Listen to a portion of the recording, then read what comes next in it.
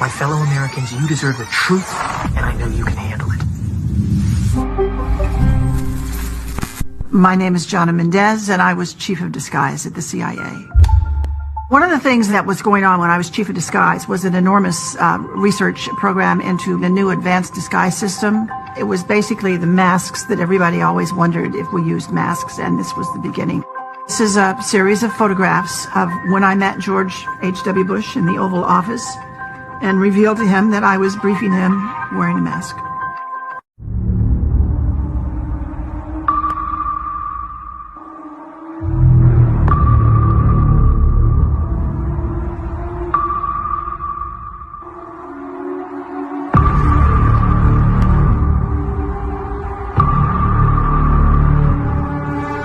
Now, in particular, and regarding this photograph, it is a Getty's image photograph. If you go to the link, you can see the photographer, all those kinds of details, who took it.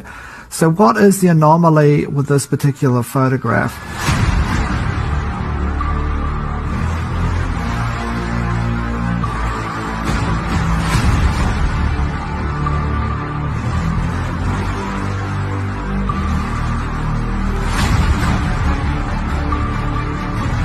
Do you have any people paid by the CIA who are working for television networks?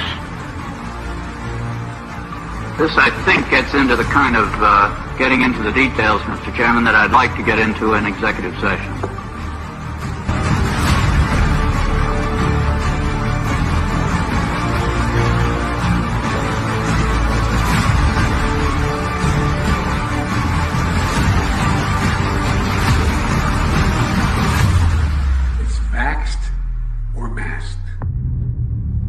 It was a big challenge to come up with something that finally actually animated and worked to really fool a person, but we did.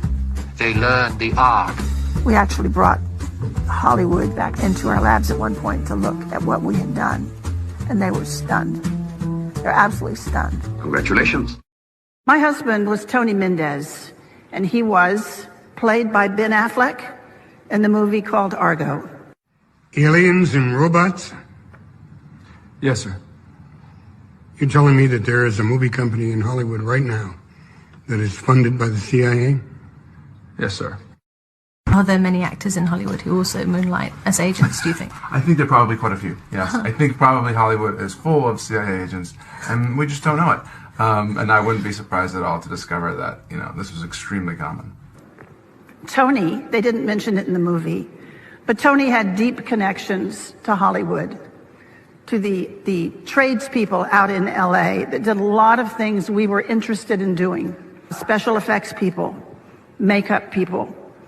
Tony was chief of disguise 10 years before I was chief of disguise.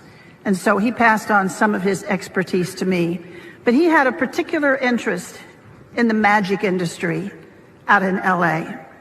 Not so much the magicians on the stage, but the people that were working behind the scenes to make that magic happen. So we went to LA and we posed some questions to them. We said, we have a problem. We're looking for novel solutions. Well, LA did have some ideas, of course. That's what they do for a living. They introduced us to a new concept. They said, what you are calling an operation, we call a performance.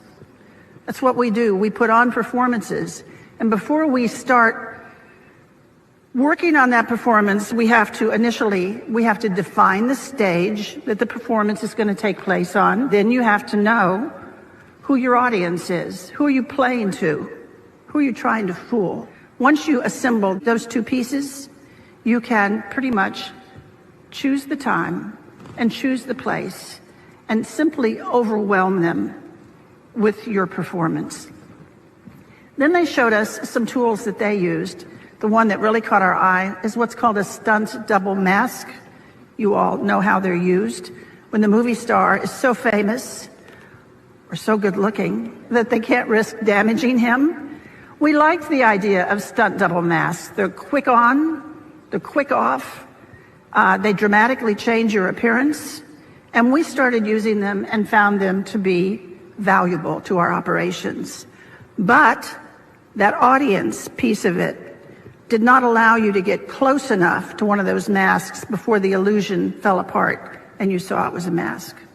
So we went back to our disguise labs out at Langley, and we invented a whole new genre of masks.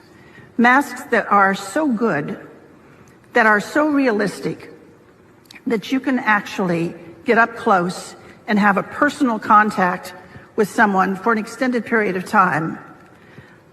They're good enough that you can brief the President of the United States in the Oval Office wearing a mask.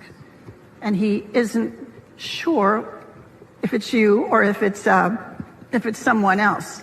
Those masks were the beginning of a whole new generation of work that we did at the CIA. Once we could make these masks that fit you so well, then we discovered we could make a twin. We could make another you. There could be two of you. We could actually make 5 or 6 of you, but usually one extra was all we needed. We will respond accordingly. God bless you all, and may God protect our troops. But that's only the tip of the iceberg. As longtime CIA lawyer John Rizzo tells it, the relationship between the spy agency and La La Land is quite cozy. In his new book, Company Men, Rizzo says that actors, producers, and other movie-making power players were always happy to help out the CIA in any way they could. You work for the very enemy you thought you were fighting. It's impossible. Then tell me why you've never been to Langley. You've been lied to. All lower-level Asians have been lied to. I am trying to help you here. So you're saying I'm working for the enemy? And that you are the enemy? Sydney, this is your last chance. You have to go.